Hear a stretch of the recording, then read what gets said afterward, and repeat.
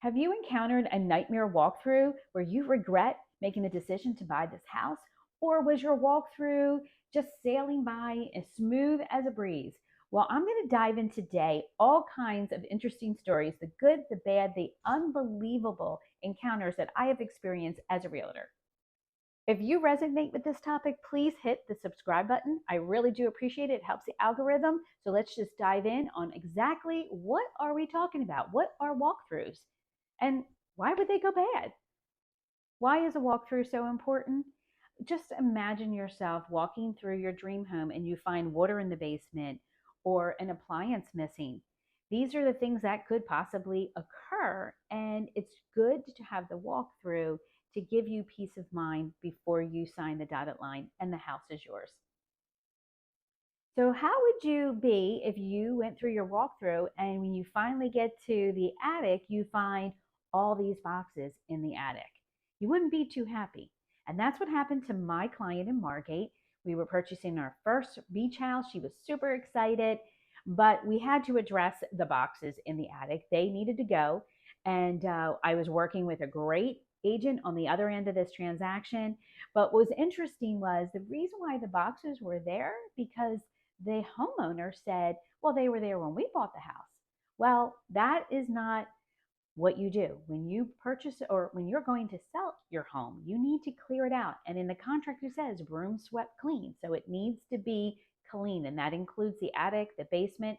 If you want to leave something behind, my advice is to make sure you communicate with that to the buyer and she or he is on board with you leaving something behind that may benefit them with the house. So this walkthrough was all about dirty water.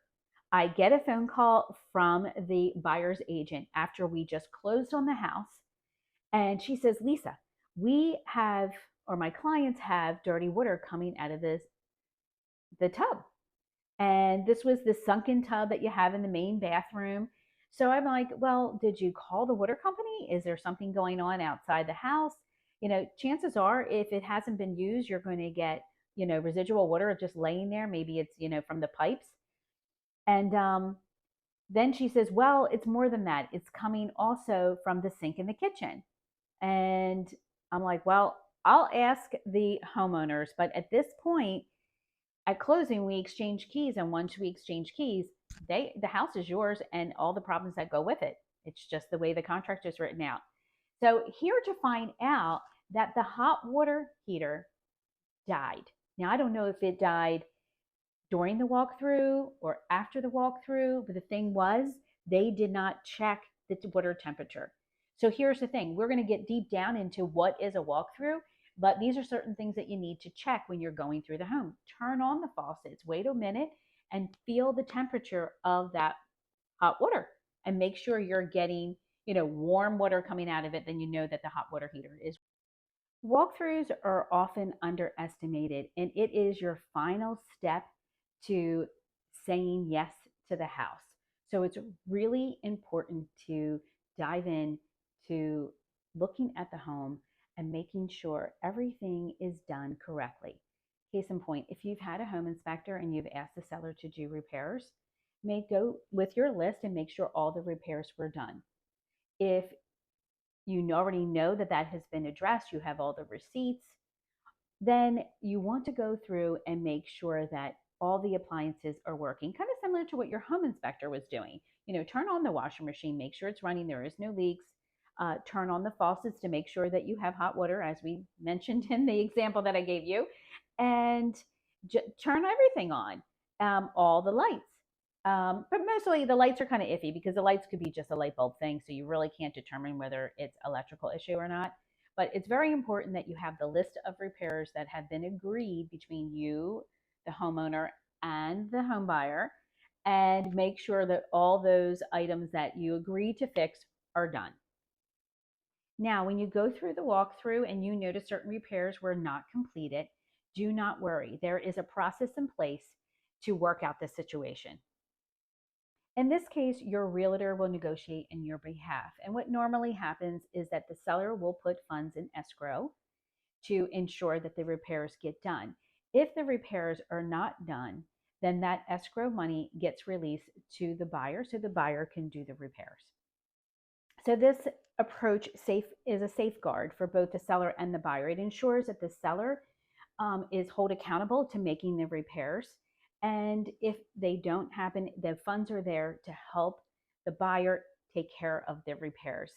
And the negotiating the amount is determined between both the seller and the buyer, but your agent will negotiate on that dollar amount and what is estimated to fix that specific repair that you have on the house. Here's a great tip. If you are coming a distance, you're in another state and you're purchasing a home, but you cannot be there for walkthrough, please have your agent do the walkthrough for you. But why don't you hire the home inspectors you had originally and have him come back and go over the home inspection repair list and check the house one more time to make sure that everything is working. Normally, they don't charge you the full bill like they would on the initial home inspection because this is just a lightweight, quick go through the home. It normally is somewhere between $100, $125 for them to come back and just double check on a few things for you. I think it's the excellent idea, and I would highly recommend that you take advantage of an additional service with your home inspector. So when you're looking at a house and you decide to put an offer in and you see all the things that the house has, make sure if it's something that is really important to you, that you make sure that is listed in what is included and if you want it to be included. So I have experienced situations where, especially the doorbell cameras, a lot of people just want to take it with them, but it's attached to the house. If it's attached to the house, it needs to stay with the house. So to be clear about that, I always recommend that that is listed in your contract. And also, I would have never thought this has actually happened to a client of mine. We go to purchase the home and the cabinets in the garage were taken. Now, they weren't kitchen cabinets, but they were cabinets that she was looking forward to using for storage for an additional pantry in her garage. And they were gone. The homeowner took them with him. Now, in that particular case, that homeowner was not given a credit and it was not stated on the contract. And to me, it needed to stay. It was mounted to the wall. But we had already had issues with this house. My client just let it go. She says, no, I'm not going to make a big deal of it, but I would have liked to know that he was taking.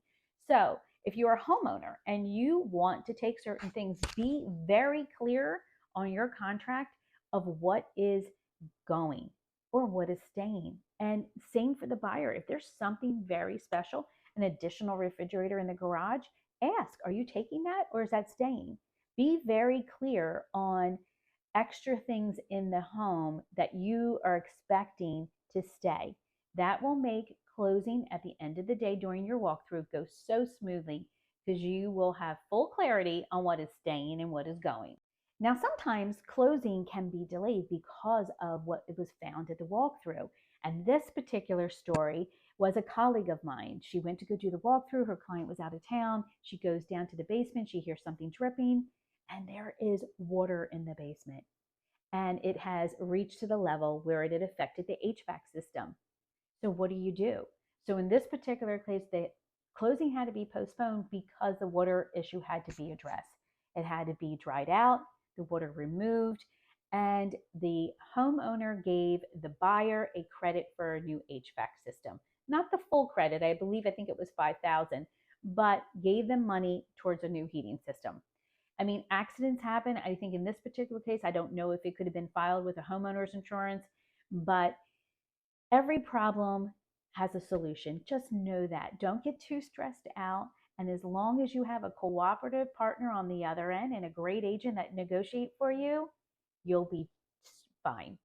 So just remember that walkthrough is a safety net for the buyer to ensure that you get the home that you expected. So take your time, be thorough, ask questions, because yourself will thank you for it.